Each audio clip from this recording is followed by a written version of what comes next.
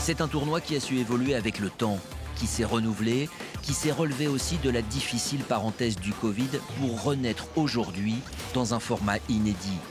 Le Hauts-de-France Pas-de-Calais Golf Open de Saint-Omer a choisi depuis 3 ans d'accueillir les femmes du Let Access Series en même temps que les hommes de l'Alps Tour. 2 tournois en un, 2 compétitions mais une même ambition, celle d'offrir à la jeune génération l'occasion de briller sur l'un des plus beaux parcours de France.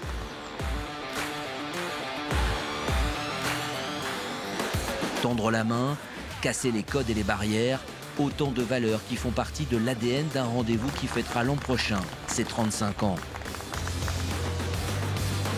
Cette année, on a vu Vincent Elie, jeune amateur atteint de troubles autistiques, formé au club, jouer avec les pros et prouver qu'il y avait toute sa place.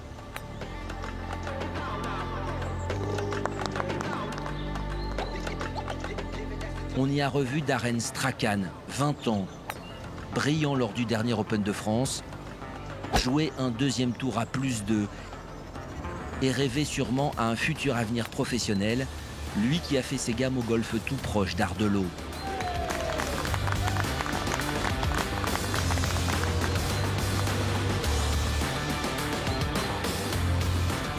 Sur les 130 joueurs et joueuses présents, une quarantaine de Français.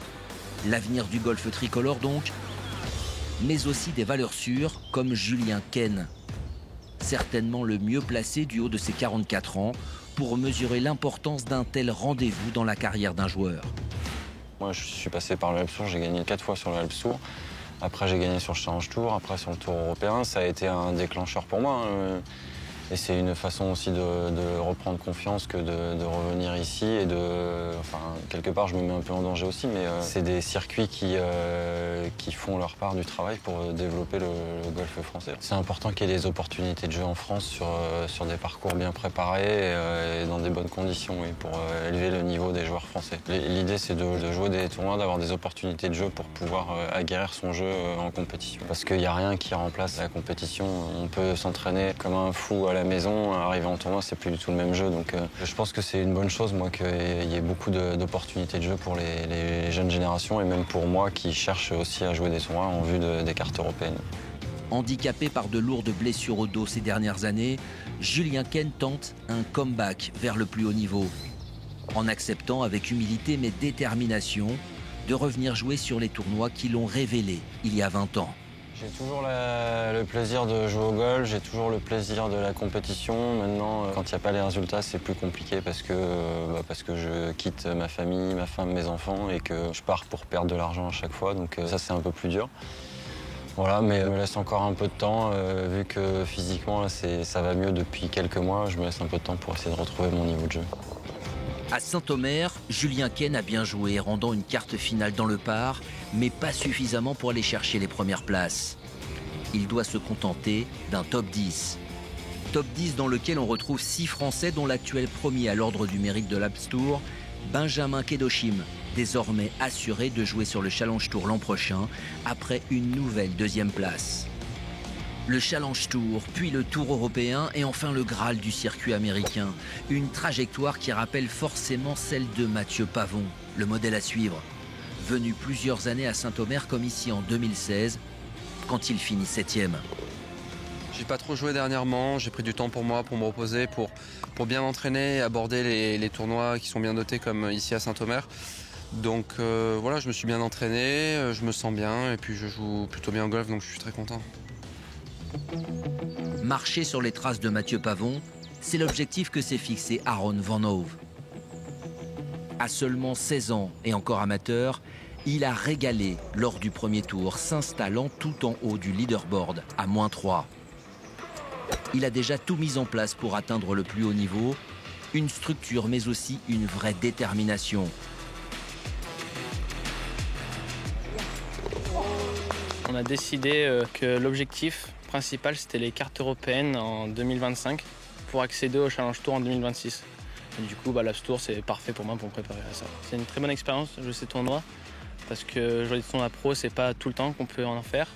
Et c'est là que, pour moi, je peux me révéler, c'est les tournois que j'ai envie de faire. Et aussi, dans un an, j'aimerais bien passer professionnel. Et du coup, ça m'aide vraiment pour mon passage pro. On met tout en place avec mon coach pour que je joue bien. J'ai un coach mental, un prépa physique, j'ai tout qui m'aide à bien performer. À ses côtés, son père sait mieux que personne tout ce qu'il attend pour réussir. Julien Vanhove a passé plusieurs saisons sur le Challenge Tour et le Tour européen. Il connaît les qualités de son fils, mais il prévient, le chemin est encore long et ce sera à lui de l'écrire. Moi, je n'arrête pas de lui répéter que de toute façon, il a choisi le sport le plus difficile au monde. Que s'il ne fait pas ce qu'il faut faire, il y aura forcément quelqu'un d'autre qui va faire plus que lui. Donc, faut qu'il fasse toujours plus. Après, il m'écoute pas, mais moi, j'essaie de lui coulisser quelques idées comme ça dans sa progression, mais la route est longue. Il a, je pense, énormément de marge de progression. Ça, c'est évident.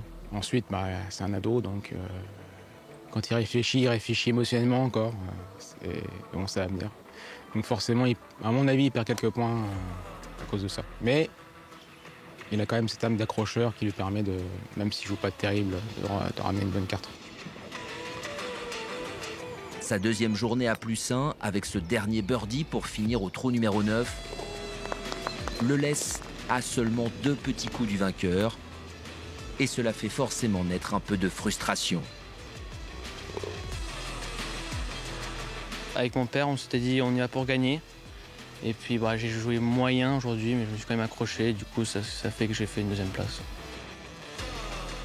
Du Hauts-de-France Pas-de-Calais Golf Open 2024, on retiendra donc les premiers pas d'un futur grand, plutôt que la victoire de l'Espagnol Mariano Galliano Aguilar, parti 1 heure avant tout le monde et qui n'aura pas eu droit à une arrivée triomphale au 18, puisque le tournoi a été amputé de son 3e tour en raison de la pluie. Au classement final chez les hommes, Aguilar devance donc 3 Français qui auraient pu espérer beaucoup mieux lors d'un tour final.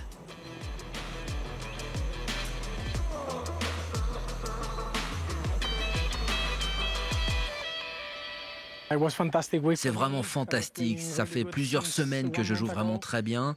J'ai décidé de rester très focus pendant 2 jours sur mon jeu malgré les conditions. C'est vraiment bien pour la suite de la saison. Le parcours de la Hague Golf Club, une nouvelle fois, aura été très sélectif.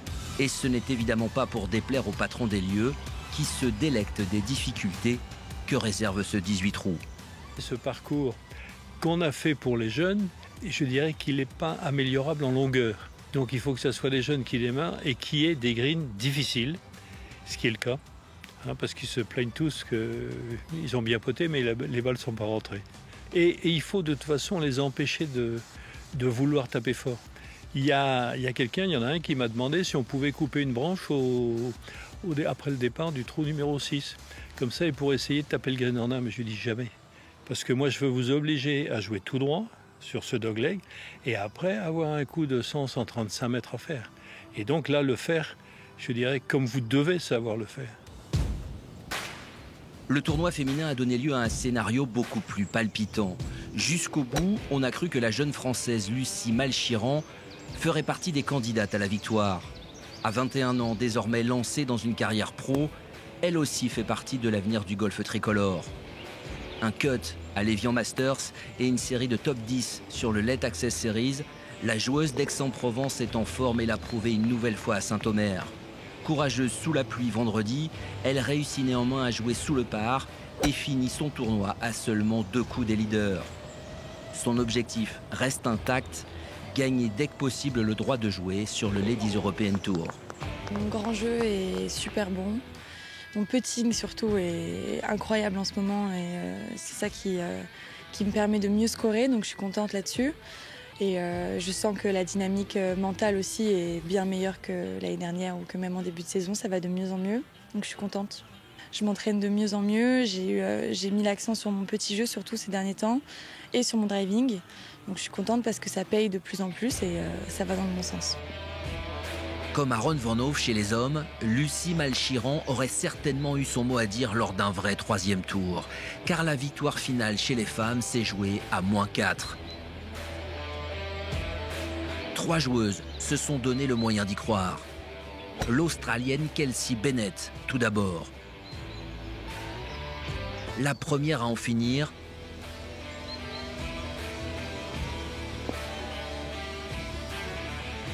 malgré un deuxième jour beaucoup moins bon que le premier, 73 contre 67 la veille. En jouant 2 fois 70, la Suissesse Anaïs Maghetti s'est elle aussi posée en candidate à la victoire finale.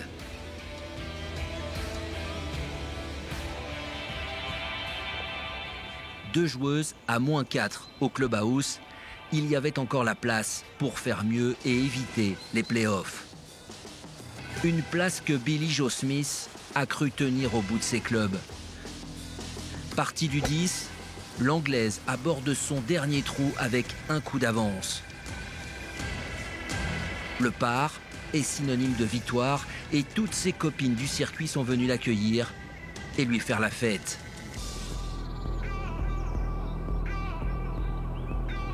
Mais le golf ne serait pas ce qu'il est sans une dose de pression et de dramaturgie. Sa première approche finit au pied du green, avant que la seconde ne dépasse largement le drapeau. Et voici comment Billie Jo Smith se retrouve avec un putt de 2 mètres à rentrer pour remporter le tournoi. Un putt qui se refuse à elle pour quelques millimètres.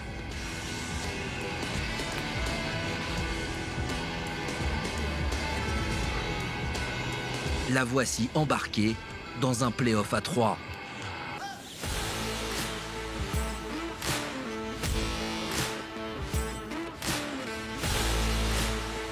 Bennett, Smith, Maghetti. Saint-Omer ne va pas attendre longtemps pour connaître sa lauréate.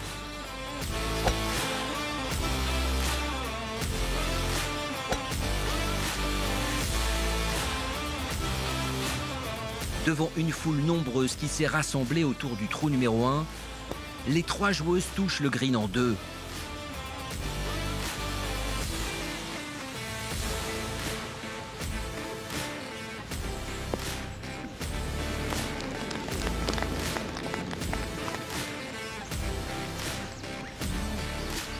L'épilogue est proche et c'est l'Australienne Kelsey Bennett, en rentrant l'un des plus beaux putts du tournoi, qui s'adjuge la victoire. Un final en apothéose pour un tournoi féminin très disputé.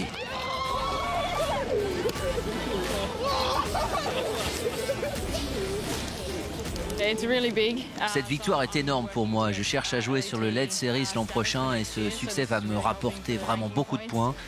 Et ça me donne aussi vraiment beaucoup de confiance pour la suite. Mario Galliano Aguilar et Kelsey Bennett sont donc les 2 visages du Hauts-de-France Pas-de-Calais Golf Open version 2024. Pour la 3e année consécutive, le tournoi a réuni les familles du Let Access Series et de l'Alps Tour dans une formule mixte inédite qui ravit les spectateurs. Saint-Omer poursuit son histoire et confirme son attachement à une certaine idée du golf. Le rendez-vous est déjà pris pour septembre 2025.